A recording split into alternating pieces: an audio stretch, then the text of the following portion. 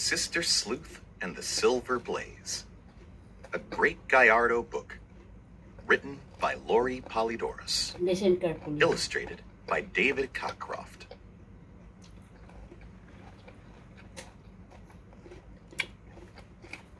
Summertime Blues.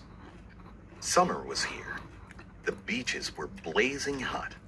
The parks were packed, but Miguel was stuck working at his family's sandwich shop.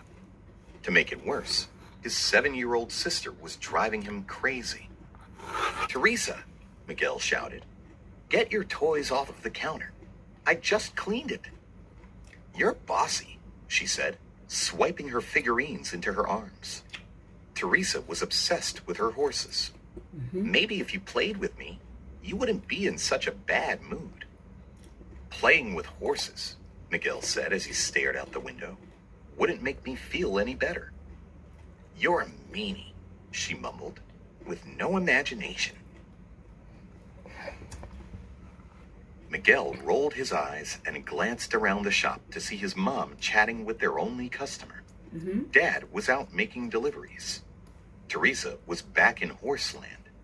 It might be the perfect time for Miguel to take a little trip up to the loft.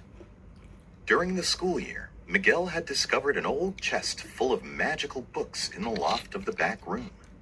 They belonged to his great-grandfather, a magician called the Great Gallardo. After reading a few of these books, he had been transported into the stories as one of the characters. So far, he'd become Ben Franklin's grandson and Huckleberry Finn. He'd also battled a monster on the moon and rounded up cattle in the Old West. He couldn't wait to see what the Great Gallardo's books had in store for him next. After scrambling up the ladder, Miguel found a miniature golden statue of a horse on top of the chest. "Oh no," he whispered. Could Teresa have found the books too? He prayed that she hadn't found them as he carelessly tossed the statue to the floor. It slid across the smooth wood and banged down the ladder. A book from the chest awaited him. The Memoirs of Sherlock Holmes. Miguel loved mysteries, and Sherlock Holmes was a famous detective. Miguel read the first paragraph, and nothing happened. Usually, the words mixed themselves up just before he mysteriously went into the story. Miguel read the whole first page, but he remained in the loft. He hung his head, thinking that maybe the magic was gone. Mysteries on the Moor. Frustrated, Miguel tossed the book back into the chest.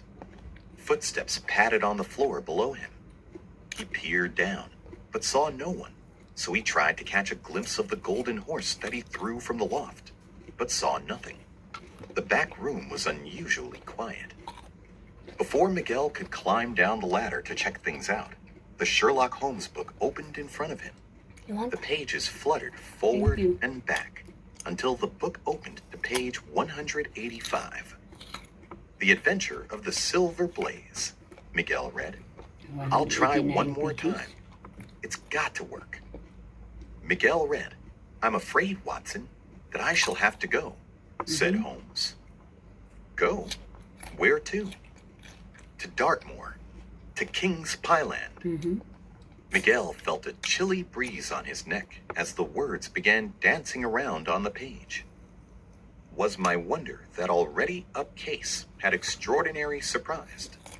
I in only mixed this bin was indeed.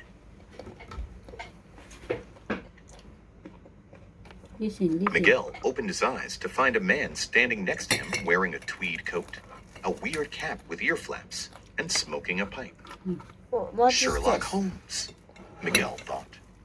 this? Miguel glanced down at himself, dressed in a gray suit with a black top hat upon his head. Later, okay? He could only Yeah, guess later. that he'd become Later. Dr. Watson, Holmes said. Miguel jumped. "Still with us?" he asked, as 2 other men appeared behind him.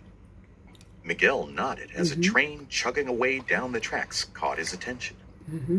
"Welcome," said a small man with long sideburns. "I'm Colonel Ross, and this is Inspector Gregory." Holmes shook their hands. Meet Dr. Watson, my closest friend and colleague. Miguel. Miguel grasped the inspector's hand. Watson, you remember I told you of Colonel Ross, owner of the missing champion horse, Silver Blaze? Holmes said. Miguel nodded warily. I'm in charge of the case. I'm in charge of the case here in Dartmoor, said the inspector. Nice to meet you. Miguel hoped Holmes didn't expect too much out of him because he didn't have a clue as to what was going on in this book. Mm-hmm. As the group bumped down the road in a small carriage, Miguel tried to gather a few facts from their conversation. The mystery of the Silver Blaze. Silver Blaze, champion horse and first favorite in the Wessex Cup race, disappeared 2 nights ago. Owner, Colonel Ross of King's Pyland Stables. John Straker, his trainer, Right. found beaten to death out on the moor the night the horse disappeared. Straker's coat found draped over a bush. Small knife found in his hand. Fitzroy Simpson, arrested for the murder and horse snapping. He had been at the stables that night questioning a stable hand to get information about the horse race. The same stable hand was drugged. He was found passed out the next morning. The carriage stopped. Mm. Taking notes, Watson? The courage you Asked Holmes. Trying to keep up, sir, Listen. Miguel said as he stepped out in front of a red brick villa. Dartmoor, I presume, said Holmes. The sun began to set, transforming the sloping plain into a golden field You need to and concentrate casting to shadows listen on the the story faded so that ferns you're lining easy the to, low curves of the moor. Answer the question. What is that answer. cluster of houses to the west, Colonel? Asked Holmes. Mapleton Stables, the Colonel answered. Ah, your competition, Holmes said. Colonel Ross led the men out across the moor to where the trainer's body was found. Holmes compared the tracks in the mud with shoes from the victim, the accused, and the missing horse. No tracks anywhere else, said the inspector. Sit, Robert, sit. I checked the grounds for 100 yards in all directions myself.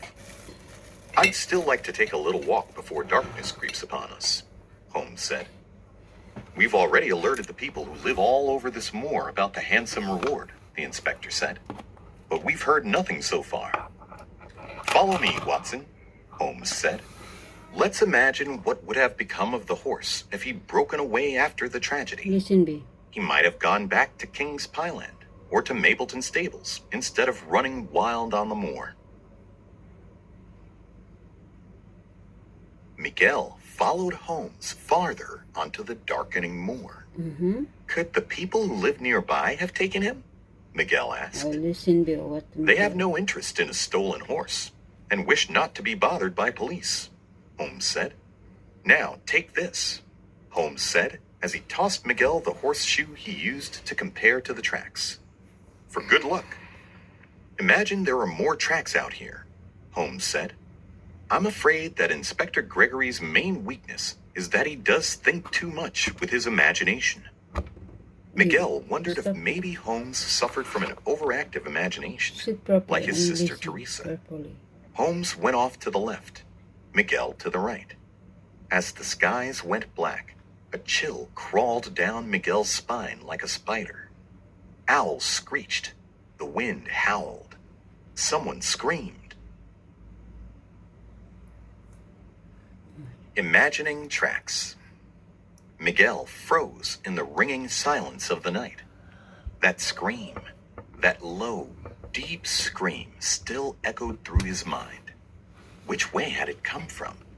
The moor was quieter than any place he'd ever been, and the darkness crept in more fully, leaving Miguel alone and lost. Leaves rustled to his left, and shadows stole toward him from the right. Miguel's throat tightened. Mr. Holmes? He squeaked. Is that you? The sounds stopped cold. Miguel strained his eyes and ears, but he could hear nothing but a faint moan. Was it human, or just the wind? Sit kasi proper. Not willing to find out, Miguel shot off in the opposite direction. Sweat built up under his heavy coat. "Mr. Holmes!" he cried out. "Where are?" Before he could finish, Miguel tripped into a depression in the moor and twisted his ankle. He cried out in pain. A light flickered off in the distance. Miguel crawled up the soft, mushy ground, his ankle throbbing. There was definitely something, or someone, coming. He had to get out of there. After struggling onto flat ground, Miguel fell to his back. His ankle felt tight inside his boot. There was no way he could run or even walk back to the stables. He closed his eyes, afraid. Ouch! Someone trounced right over his good ankle. "Oh, sorry," a boy holding a lantern said. "What are you doing down there, sir?" "Twisted ankle," Miguel moaned. "Let me help you," he said, pulling Miguel to his feet. "Why are you on the moor so late?" The young man's dark eyes looked vaguely familiar, Miguel thought, before he said, "Searching for horse tracks." "Sir?" the boy asked. "Mr. Sherlock Holmes and I were searching for evidence that Silver Blaze might have run off the night of his trainer's murder."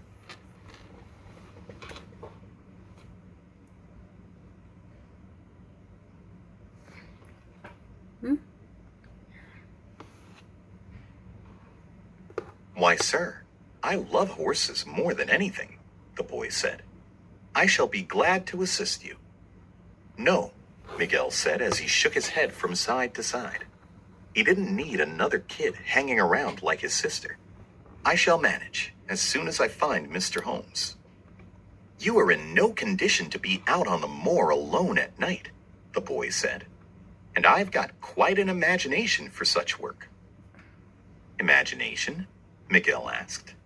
"Have we met before?" "One too many times," said the boy, laughing. "Don't you recognize me?" Miguel cocked his head and said, "Teresa, is that you?"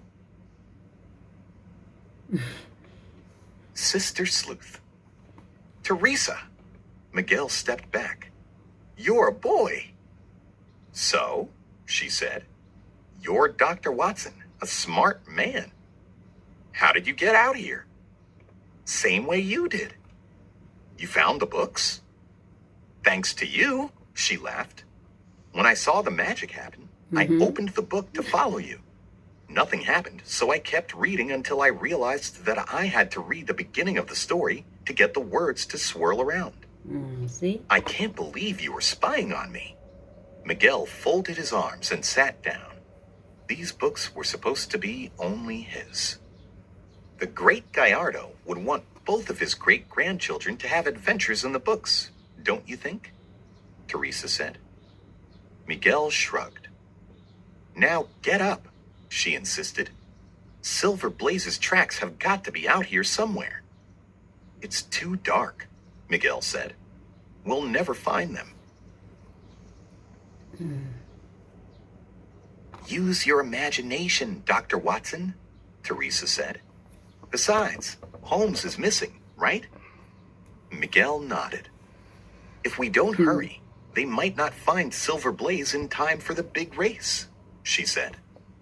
"How do you know the horse competes in the big race?"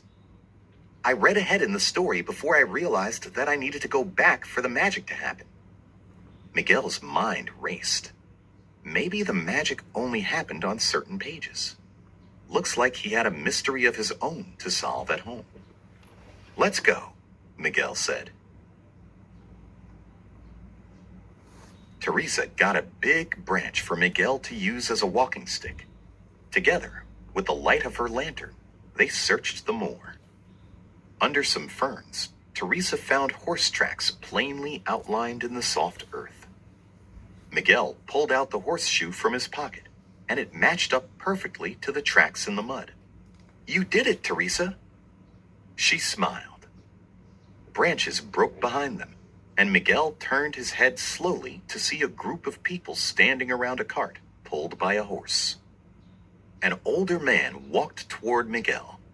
He held something very familiar in his hands. Sherlock Holmes's cap. Miguel's heart raced. Had they hurt Mr. Holmes? He turned to grab Teresa when the man called out. "Do not fear us," he shouted. "Mr. Holmes is safe." Miguel let out his breath and held up Teresa's lantern. There was Holmes, spread out on the cart. "My dear Watson." "I thought you disappeared," Miguel said, relieved, as he ran over to Holmes. "No, my friend. These lovely people assisted me when I injured myself out on the moor. They agreed to take me back to King's Pyland." Miguel looked at all their smiling faces. He'd been afraid for no reason at all. "Wait until you see," Miguel shouted. "We found the tracks." "We?" Holmes asked. "Well, my friend found the tracks." Miguel pointed to Teresa as she waved. "I knew you could imagine the tracks. Now let's take a detour and see where they lead," Holmes said as the carriage headed west, with Miguel and Teresa guiding them. Track by track, the trail led right to Mapleton Stables. Upon arriving there, Holmes said, "It is here we will find our beloved Silver Blaze." "The horse is here?" Miguel asked. "Oh, yes. I will discuss the matter with the owner," Holmes said. "I'm sure he'll do whatever I wish, now that we know the truth." "The truth?" "The owner of the horse favored second in the race found Silver Blaze on the moor. He disguised him and kept Silver Blaze here so he'd be out of the race," Teresa said. "Smart boy," said Holmes, pointing at Teresa, who giggled. Teresa is a girl, but he think he is a boy. "Watson, you and your Right. friend may head back to King's Pyland," said Holmes, "now that we're Look back alike on track." boy. Miguel and Teresa said their goodbyes and took the first carriage back to the King's Pyland stables. As the cool air brushed against Miguel's face, he closed his eyes. When he opened them, the familiar aroma of bread tickled his nose. "We're home," he said. "Here we are," Teresa said. Holmes said the story was back on track. "But what about the rest of the case?" Miguel questioned. "Who murdered the trainer and stole the horse?" "It's all in here, my dear Watson," said Teresa as she tossed the book to Miguel. "But how can we go into books? How does the magic work?" Teresa asked. "I think that only certain pages are magic at certain times," Teresa finished for him. "Yeah, we both read different pages and nothing happened. So I think..." Miguel opened the book to the Silver Blaze story. The magic happened only on page 185. So if my theory is correct, then today should be... He carefully climbed down the ladder with Teresa trailing behind. Miguel snatched his mother's favorite calendar from the wall. It said in tiny italic print that today was the 185th day of the year. "So that's how it works," Teresa said. "Pretty good detective work, Dr. Watson. Way to use your imagination to solve the case." "Yeah, thanks." He smiled at Teresa. "You're not so bad yourself." Solving mysteries this summer with Teresa might actually be pretty fun.